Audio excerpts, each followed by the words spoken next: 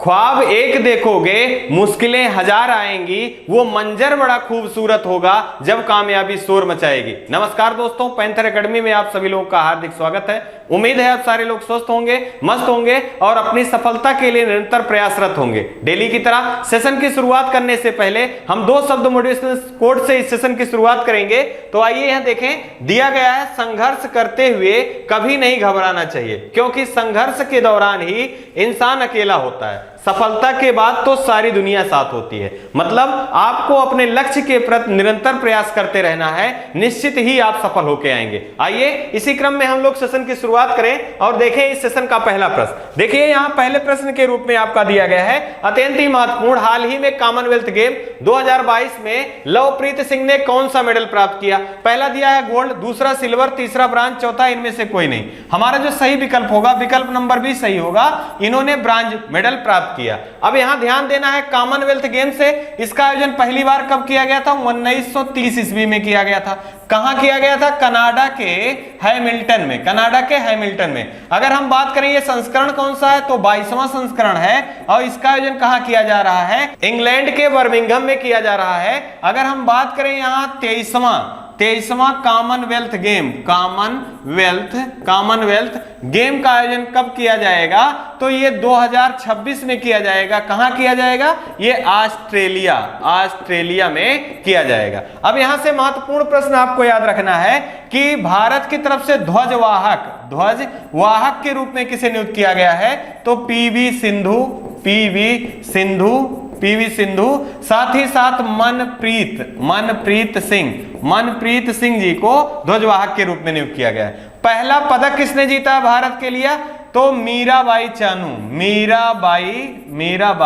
चानू के द्वारा जीता गया स्वर्ण पदक। इन्होंने टोक्यो ओलंपिक में भी पहला पदक जीता था, सिल्वर पदक भारत के लिए। अगर बात करें कॉमनवेल्थ गेम में सबसे कम उम्र के खिलाड़ी कौन है, तो अनाहत सिंह हैं। इनका खेल क्या है? स्क्वैश खेल से संबंधित है। आइए हाल फिलहाल में जो कॉमनवेल्थ गेम में भारत की पदक तालिका में स्थान है, साथ ही साथ कितने पदक जीते हैं, इनको एक बार देख लेते हैं चार्ट के माध्यम से। जैसे देखिए, संकेत महादेव सिल्वर मेडल प्राप्त किया है। दूसरा इनको देखिए, गुरु राजा, इनका गलती हो गया है, सॉरी, ये ब्रांज मेडल इन्होंने प्राप्त किया है 61 किलोग्राम में। मीराबाई चानू जी को याद रखना है, ये पहली पदक प्राप्त करता रही हैं और इन्होंने 49 किलोग्राम में पदक प्राप्त किया है और गोल्ड मेडल। अगर बिंदिया रानी जी के बारे में बात करें तो सिल्वर मेडल इन्होंने प्राप्त किया। जेरेमी लाल नेरुंगमा गोल्ड मेडल इन्होंने प्राप्त किया। अचिंता सेवली गोल्ड मेडल 73 किलोग्राम में और सुशीला देवी सिल्वर मेडल इन्होंने प्राप्त किया।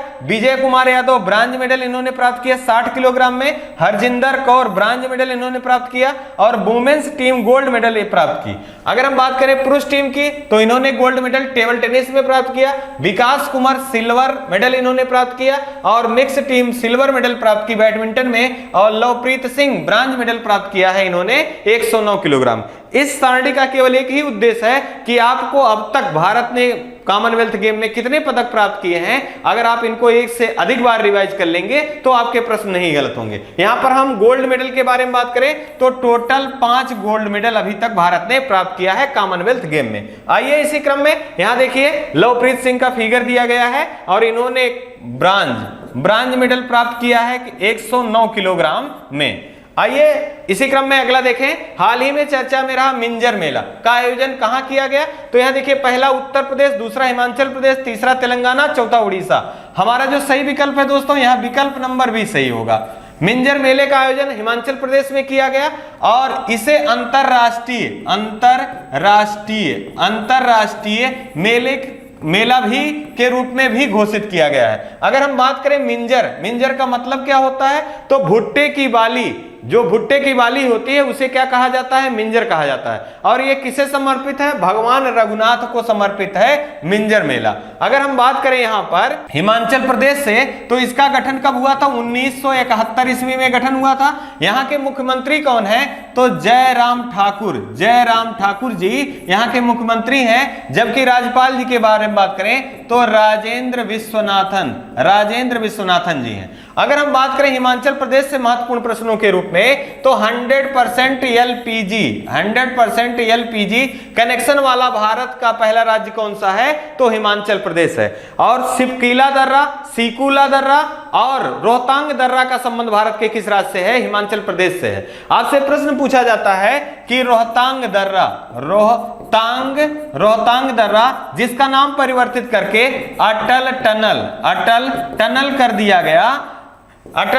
दिया गया, इसकी लंबाई कितना है? तो 9.02 किलोमीटर इसकी लंबाई है। साथ ही साथ आपको याद रखना है बेस्ट इंफ्रास्ट्रक्चर का अवार्ड हाल ही में किससे दिया गया है? तो अटल टनल को दिया गया। यहां से एक प्रश्न और भी याद रखिए, BRO बॉर्डर रोड ऑर्गेनाइजेशन के द्वारा सबसे ऊंची सड़क बनाए जाने की घोषणा कहां की गई? तो ये सीकुला दर्रा में किया गया और इसका संबंध किस राज्य से है? हिमाचल प्रदेश से है। अगर हम बात करें तेलंगाना की तो 2 जून 2014 को आंध्र प्रदेश से अलग होकर तेलंगाना राज्य का गठन हुआ। अगर हम बात करें उड़ीसा के बारे में दोस्तों तो जगन्नाथ रथ यात्रा का संबंध भारत के किस राज्य से है? तो उड़ीसा राज्य से है। साथ ही साथ कोणार्क मंदिर या सूर्य मंदिर भारत के किस राज्य से संबंधित है? तो उड़ीसा राज्य में संबंधित है। इसे ब्लैक पैगोडा के नाम से जाना जाता है। और 100% सौर ऊर्जा से संचालित होने वाला भारत का पहला मंदिर कौन है? तो वो आपका सौर मंदिर है जो कि कोणार्क में स्थित है। आइए इसी क्रम में यहां देखिए, ये मिंजर मेले का पिक्चर दिखाया गया है जो कि आयोजित होता है हिमाचल प्रदेश में। इसी क्रम में तीसरा प्रश्न है, हाल ही में चर्चा में रहा ऑनलाइन सरकारी ई टैक्सी सेवा प्रारंभ किस राज्य से किया गया? तो देखिए असम दिया गया, कर्नाटक, केरल और पंजाब। यहां जो हमारा सही विकल्प है ये केरल राज्य से प्रारंभ किया गया। अब केरल राज्य में ऑनलाइन सरकारी ई टैक्सी सेवा तो सुचारू व्यवस्था, यातायात की सुचारू व्यवस्था या सुगमता को संपन्न करने के लिए ऑनलाइन सरकारी टैक्सी सेवा प्रारंभ की गई। किसके द्वारा? केरल के द्वारा। अगर हम बात करें केरल की तो केरल की राजधानी क्या है? त्रिवेंद्रपुरम है। और यहाँ के मुख्यमंत्री कौन है? तो पिनरई विजयन जी यहाँ के मुख्यमंत्री हैं। साथ ही साथ यहाँ के राज्यपाल कौन है? तो मोहम्मद आरिफ खान जी यहाँ के राज्यपाल हैं। एक प्रश्न अत्यंत ही महत्वपूर्ण है, आपसे पूछा जाता है भारत का पहला पेपरलेस हाई कोर्ट, भारत का पहला पेपरलेस हाई कोर्ट कौन सा है? तो ये केरल राज्य का है। आपसे प्रश्न पूछा जाता है भारत में सर्वाधिक साक्षरता दर किस राज्य में है? तो केरल राज्य में भारत में सर्वाधिक साक्षरता दर है। चाहे महिला का पूछा जाए या पुरुष का, दोनों ही साक्षरता दर केरल राज्य में सबसे अधिक है। हाल ही में चर्चा में रहा मंकी पॉक्स की बीमारी जो है पहली बार भारत के किस राज्य में देखा गया? तो ये केरल राज्य में देखा गया। हाल ही में चर्चा में रहा भारत का पहला राज्य जो स्वतः या स्वयं इंटरनेट सेवा प्रदान करने वाला पहला राज्य बना है, वो कौन सा है दोस्तों? तो ये केरल राज्य है। आपसे प्रश्न पूछा जाता है पश्चिमी घाट का संबंध किस राज्य से है? तो मुख्यतः केरल राज्य से है। और भारत में सर्वाधिक जैव विविधता कहां पाई जाती है? तो पश्चिमी घाट में पाई जाती है। इसे अन्य नाम के नाम से जाना जाता है जैसे साइलेंट वैली और साथ ही साथ शांत घाटी के नाम से भी जाना जाता है। अगर हम बात करें यहां पर असम राज्य से तो हाल ही में चर्चा में रहा है नामसाई घोषणा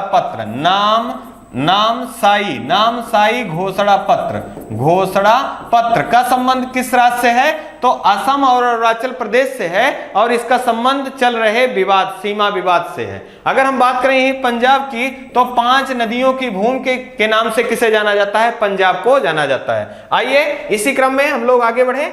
यहां देखिए ई टैक्सी का आपको फिगर के माध्यम से दिखाया गया है। कहां प्रारंभ किया गया है? तो ये केरल राज्य में प्रारंभ किया गया है। आइए हम लोग अगला प्रश्न देखें। हाल ही में किस देश के साथ पिच ब्लैक युद्धाभ्यास आयोजित किया जाएगा? तो यहां दिया गया भारत, जापान, सिंगापुर और ऑस्ट्रेलिया। जो हमारा यहां सही विकल्प होगा, विकल्प नंबर डी सही होगा। यह आयोजन किया जाएगा ऑस्ट्रेलिया के साथ। दोस्तों यहां युद्धाभ्यास से महत्वपूर्ण प्रश्न पूछा गया है, तो हमको याद रखना है कि यह आयोजन कब किया जाएगा। तो 19 अगस्त से 6 सितंबर के बीच में इसका आयोजन किया जाएगा। हम बात करें ये कितने वर्ष में आयोजित किया जाता है, तो 2 वर्षों में एक बार इसका आयोजन किया जाता है।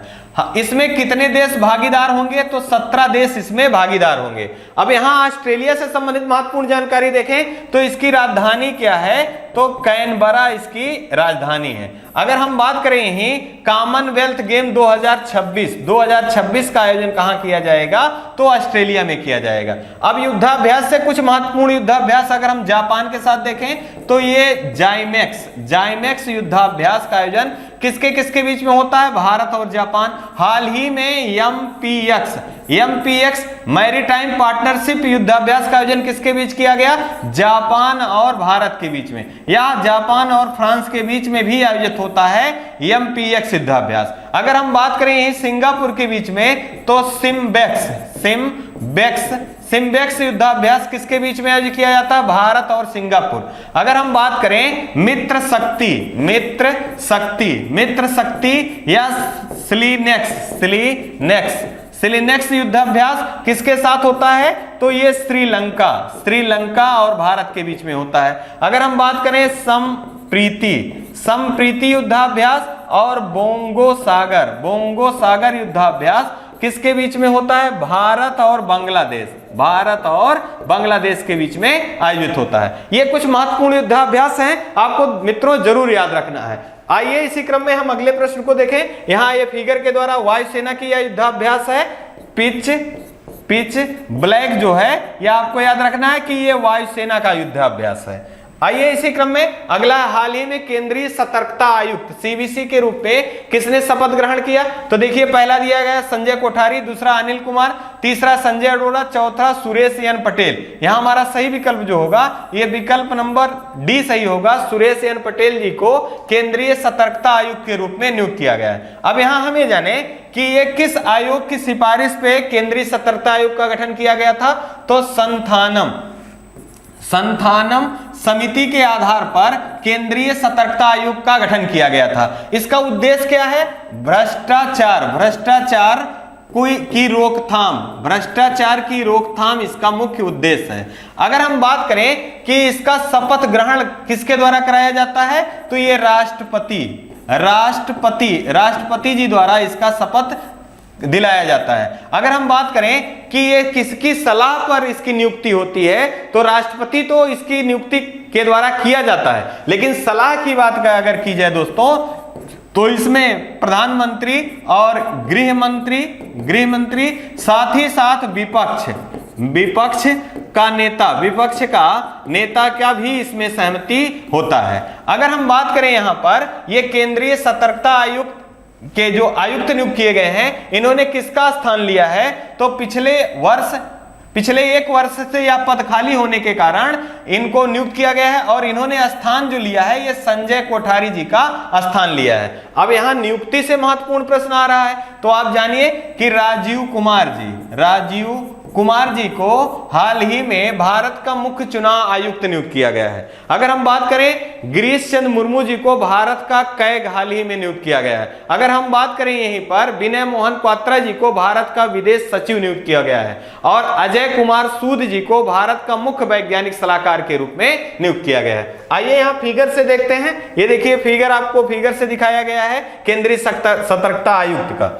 अगला प्रश्न है, हाल ही में चर्चा में रहा आदि पूरम महोत्सव भारत के किस राज्य में मनाया गया? तो यहां देखिए पहला दिया कि तमिलनाडु, दूसरा उड़ीसा, तीसरा तेलंगाना, चौथा केरल। यहां जो हमारा सही विकल्प होगा यह विकल्प नंबर ये सही होगा, तमिलनाडु राज्य के द्वारा आदि पूरम महोत्सव मनाया गया। अब ये कला संस्कृति के दृष्टिकोण से अत्यंत महत्वपूर्ण प्रश्न है, यहां से लगातार प्रश्न बनते हैं। अब इसी को अंडालू महोत्सव के नाम से भी जाना जाता है। अगर हम बात करें तमिलनाडु से संबंधित महत्वपूर्ण प्रश्नों के बारे में, तो मुख्यमंत्री नाश्ता योजना किसके द्वारा प्रारंभ किया गया? तो तमिलनाडु सरकार के द्वारा प्रारंभ किया गया। यहाँ के मुख्यमंत्री कौन है? तो एम स्टालिन जी जो हैं यहाँ के मुख्यमंत्री हैं। और यहाँ के राज्यपाल कौन हैं? तो आर एन रवि जो हैं यहाँ के राज्यपाल हैं। आपको ध्यान पुनः बता दें, आपको एम स्टालिन जी यहाँ के मुख्यमंत्री हैं, साथ ही साथ आपका एन रवि जी जो हैं यहाँ के राज्यपाल हैं। और हाल ही में चर्चा में रहा टी मल्टीप्लाई टू पुरस्कार से किस टाइगर रिजर्व को सम्मानित किया गया है? तो वो तमिलनाडु राज्य का सत्यमंगलम टाइगर रिजर्व है, इसे सम्मानित किया गया है। साथ ही साथ भारत में कितने टाइगर रिजर्व हैं? टोटल 53 टाइगर रिजर्व हैं, जिसमें से 53वां जो है ये छत्तीसगढ़ का गुरु घासीदास टाइगर रिजर्व है। 52वां जो है ये आपका रामगढ़ बिस्दारी राजस्थान राज्य से संबंधित है। हम अगर यही बात करें उड़ीसा से, तो पुरी या जगन्नाथ यात्रा का आयोजन कहां से किया जाता है? तो उड़ीसा से। और आपको यही याद रखना है कोणार्क का सूर्य मंदिर, इसे ब्लैक पैगोडा के नाम से भी जाना जाता है। अगर हम बात करें तेलंगाना की, बथुकम्मा और बोनालू उत्सव का आयोजन कहां किया जाता है? तो तेलंगाना राज्य में किया जाता है। अगर हम बात करें केरल की, तो ओणम और पोंगल कहां से आयोजित किया जाता है? तो ये केरल राज्य से आयोजित किया जाता है। आइए इसी क्रम में हम लोग देखें, यहां देखिए फिगर के द्वारा आदिपुरम महोत्सव का फिगर बताया गया है, जो कि आयोजन कहां किया जाता है? तमिलनाडु राज्य में इसका आयोजन किया जाता है। आइए इसी क्रम में देखें अगला, हाल ही में चर्चा में रहा स्वामी विवेकानंद युवा शक्ति योजना किस राज्य द्वारा प्रारंभ किया गया? तो पहला दिया गया मध्य प्रदेश, दूसरा हरियाणा, तीसरा कर्नाटक, चौथा राजस्थान। यहाँ जो सही हमारा विकल्प है, विकल्प नंबर सी सही होगा, कर्नाटक राज्य के द्वारा स्वामी विवेकानंद युवा शक्ति योजना प्रारंभ किया गया। इसका उद्देश्य क्या है दोस्तों? तो युवाओं को रोजगार, 10 लाख युवाओं को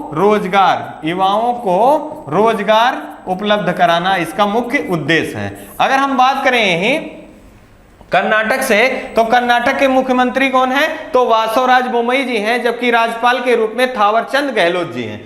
हाल ही में समर्थ योजना किसके द्वारा प्रारंभ किया गया था? तो कर्नाटक सरकार के द्वारा प्रारंभ किया गया था। अगर हम बात करें जोग जलप्रपात किस राज्य से संबंधित है? तो ये कर्नाटक राज्य से संबंधित है। और किस नदी पर है? शरावती नदी पर स्थित है जोग जलप्रपात। कोलार की खान किसके लिए प्रसिद्ध है? तो ये सोने की खान है और ये कर्नाटक राज्य से संबंधित है। कर्नाटक का नवीनतम जिला, आपसे प्रश्न पूछा गया है, कर्नाटक का नवीनतम जिला कौन सा है? तो ये जिला विजयनगर है। अब यहां से आपको एक प्रश्न याद रखना है कि विजयनगर साम्राज्य की स्थापना किसने किया था? तो हरिहर और बुक्का नामक 2 भाइयों ने किया था। और सबसे प्रतापी राजा के रूप में कौन थे? तो यहां पर आपको याद रखना है कृष्णदेवराय थे। और इनकी एक बुक है आमुक्तदेव माल्यक, ये बार बार पूछा गया है किसकी रचना है? तो ये कृष्णदेवराय की है। विजयनगर साम्राज्य की राजधानी क्या थी? तो विजयनगर साम्राज्य की राजधानी जो थी ये हम्पी थी। आइए इसी क्रम में अगला प्रश्न देख लें। यहां देखिए स्वामी विवेकानंद जी का फिगर दिया गया है और इनसे आपको एक प्रश्न आपको जरूर याद रखना है कि राष्ट्रीय युवा दिवस कब मनाया जाता है? तो राष्ट्रीय युवा दिवस प्रतिवर्ष 12 जनवरी को मनाया जाता है, जबकि अंतरराष्ट्रीय युवा दिवस जो है ये 12 अगस्त को मनाया जाता है। और इनका एक बहुत पॉपुलर कोट है, आपको याद रखना है, उठो जागो और तब तक चलते रहो जब तक आपको अपना लक्ष्य प्राप्त न हो जाए। ये आपके लिए अत्यंत आवश्यक है कि आप निरंतर प्रयास करते रहिए तब तक जब तक आप अपने लक्ष्य को प्राप्त ना कर लें। आइए इसी क्रम में हम लोग आगे बढ़ें और देखें अगला प्रश्न। हाल ही में प्रधानमंत्री कार्यालय पीएमओ में निर्देशक के रूप में किसे नियुक्त किया गया? पहला देखिए दिया गया विनय कुमार, दूसरा श्वेता सिंह, तीसरा धृति बनर्जी, चौथा दिया गया सोनाली सिंह। यहाँ जो हमारा सही विकल्प है, विकल्प नंबर भी सही होगा, श्वेता सिंह जी को पीएमओ के निदेशक के रूप में नियुक्त किया गया है। अब पुनः एक बार नियुक्ति से प्रश्न आया है, तो हम जान लें यहाँ कुछ महत्वपूर्ण नियुक्ति। जैसे अगर बात किया जाए राष्ट्रीय मानवाधिकार, राष्ट्रीय मानवाधिकार आयोग के अध्यक्ष किसे नियुक्त किया गया है? तो अरुण कुमार मिश्रा। अगर हम यही बात करें राष्ट्रीय महिला आयोग की अध्यक्षा कौन है? तो रेखा शर्मा जी हैं। अगर हम बात करें यहीं पर भारत के न्यायवादी के रूप में किसे नियुक्त किया गया है? तो के वेणुगोपाल जी को भारत के मुख्य न्यायवादी के रूप में नियुक्त किया गया है। अगर हम यही बात करें भारत के कैग कौन है? तो गिरीश चंद्र मुर्मू जी जो हैं यहाँ भारत के कैग हैं। अगर हम बात करें मुख्य चुनाव आयुक्त के रूप में किसे नियुक्त किया गया है? तो राजीव कुमार जी के बारे में। अगर हम बात करें यही नीति आयोग के सीईओ और उपाध्यक्ष के रूप में किसे नियुक्त किया गया है? तो सीईओ के रूप में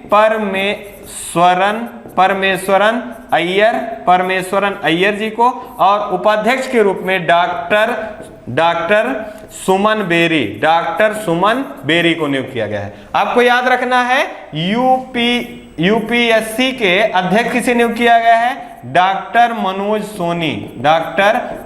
सोनी जी को नियुक्त किया गया। ये सारे बहुत ही महत्वपूर्ण प्रश्न हैं, आपको जरूर याद रखना है। यहाँ देखिए दो और विकल्प याद रखिए। विनय कुमार जी को दिल्ली का उपराज्यपाल, साथ ही साथ धृति बनर्जी को जूलॉजिकल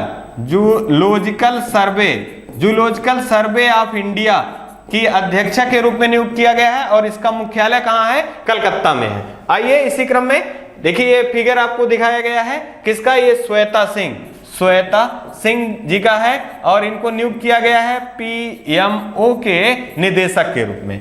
अगला प्रश्न देखिए, हाल ही में विश्व बैंक के कंट्री निदेशक के रूप में किसे नियुक्त किया गया है?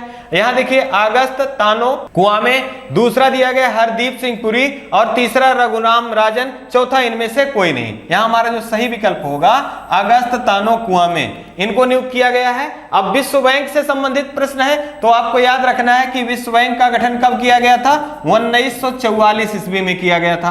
साथ ही साथ एक प्रश्न और भी पूछा जाता है, IMF और विश्व बैंक को जुड़वा बहनों के नाम से जाना जाता है। अगर हम बात करें विश्व बैंक और IMF का गठन किस समझौता के आधार पर किया गया था? तो बूटेन वुड समझौता के आधार पर किया गया था 1944 ईस्वी में। इसका मुख्यालय कहाँ है? तो वाशिंगटन डीसी में है, जो कि यूएसए की राजधानी है, और ये किस नदी के तट पर स्थित है? तो पोटोमैक नदी के तट पर स्थित है। इसके प्रमुख कौन है? तो डेविड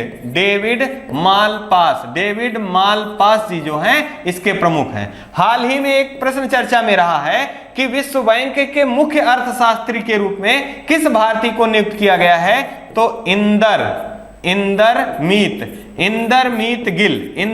गिल को नियुक्त किया गया है, और ये दूसरे भारतीय हैं, सेकंड भारतीय हैं। पहले भारतीय कौन थे? तो कौशिक बसु जी जो थे, ये पहले भारतीय थे जो अर्थशास्त्री के रूप में नियुक्त किए गए थे विश्व बैंक में। आइए इसी क्रम में हम लोग इस सेशन का लास्ट प्रश्न देख लें। इससे पहले ये देखिए आपका फिगर दिखाया गया है, ये एंट्री निदेशक के रूप में नियुक्त किए गए हैं भारत के लिए। अगला है और इस सेशन का लास्ट है, हाल ही में ब्लूमबर्ग द्वारा जारी की गई रिपोर्ट के आधार पर के अनुसार एशिया की सबसे अमीर महिला कौन बनी है? तो यहां देखिए पहला दिया गया सावित्री जिंदल, दूसरा रोशनी नाडर, तीसरा फाल्गुनी नायर, चौथा फैन होंगवी। यहां हमारा जो सही विकल्प है मित्रों, यह विकल्प सही होगा सावित्री जिंदल ब्लूमबर्ग के द्वारा एशिया की सबसे अमीर महिला बनी है। अब ये जिंदल समूह की इससे संबंधित है, तो जिंदल समूह की स्थापना ओम प्रकाश जिंदल जी के द्वारा किया गया, और ये इनकी पत्नी है सावित्री जिंदल। इनका टोटल जो संपत्ति है 11.3 अरब डॉलर इनकी टोटल संपत्ति है, और एशिया की ये सबसे अमीर महिला है। आपको याद होगा हाल ही में एक रिपोर्ट के अनुसार भारत की सबसे अमीर महिला, भारत की सबसे अमीर महिला की सूची जारी किया गया था। उसमें कौन था? तो रोशनी नाडर थी। साथ ही साथ दूसरे के रूप में कौन था? सेकंड पोजीशन पे फाल्गुनी नायर, और तीसरे पोजीशन पे कौन था? तो किरण मजुमदार शाह थी। अगर हम बात करें एक अन्य रिपोर्ट के बारे में, तो विश्व के चौथे सबसे अमीर व्यक्ति के रूप में कौन बने थे? तो गौतम अडानी जी विश्व के चौथे सबसे अमीर व्यक्ति बने थे, हाल ही की रिपोर्ट में था। अगर हम बात करें कि इन्होंने किसको रिप्लेस किया था, तो बिल गेट्स को। और यहां से एक प्रश्न याद रखना है, पाकिस्तान का दूसरा सर्वोच्च सम्मान अल हिलाल से किसे सम्मानित किया गया था? तो बिल गेट्स को सम्मानित किया गया था। ये प्रश्न आपका अत्यंत ही महत्वपूर्ण है, आपको याद रखना है। पुनः आप देख लीजिए, अगर प्रश्न पूछा जाता है ब्लूमबर्ग के आधार पर एशिया की सबसे अमीर महिला कौन है, तो सावित्री जिंदल है। ओम प्रकाश जिंदल जी की ये धर्मपत्नी है, और इनका टोटल संपत्ति 11.3 अरब डॉलर है। अगर हम एक अन्य रिपोर्ट की बात करें, भारत की सबसे अमीर महिला कौन है, तो रोशनी नाडर है। दूसरे स्थान पे फाल्गुनी नायर है, तीसरे स्थान पर किरण मजुमदार शाह है। अगर हम बात करें विश्व के अन्य एक रिपोर्ट के बारे में, जो कि वहां पूछा गया था कि चौथा सबसे अमीर व्यक्ति कौन सा है, तो वो भारत के गौतम अडानी हैं। इन्होंने किसको रिप्लेस किया था? बिल गेट्स को। अगर हम बात करें यहाँ पाकिस्तान का द्वितीय सर्वोच्च सम्मान अल हिलाल से किसे सम्मानित किया गया है, तो बिल गेट्स को। अब आप यही ध्यान रखिएगा, विश्व के सबसे अमीर व्यक्ति कौन है, तो एलन मस्क हैं, और इन्हीं को पर्सन ऑफ द ईयर के रूप में चुना गया था। इसी प्रश्न के साथ हम आपसे विदा लेना चाहेंगे और आपको पुनः 2 लाइनों से छोड़ेंगे हम। देखिए यहां दिया गया है, संघर्ष से डरकर भागना नहीं है तुम्हें, डर से भागकर जीतना नहीं है तुम्हें, लड़ोगे तो शायद जीत जाओगे, मगर जीत से पहले रुकना नहीं है तुम्हें। मतलब जब तक आपको लक्ष्य प्राप्त ना हो तब तक आपको रुकना नहीं है, थकना नहीं है, आपको चलते रहना है, निश्चित ही आप सफल होकर आएंगे। इसी क्रम में आप अपना और अपने परिवार का खूब सारा ध्यान रखिए। हम आपसे विदा लेना चाहेंगे। धन्यवाद। जय हिंद, जय भारत।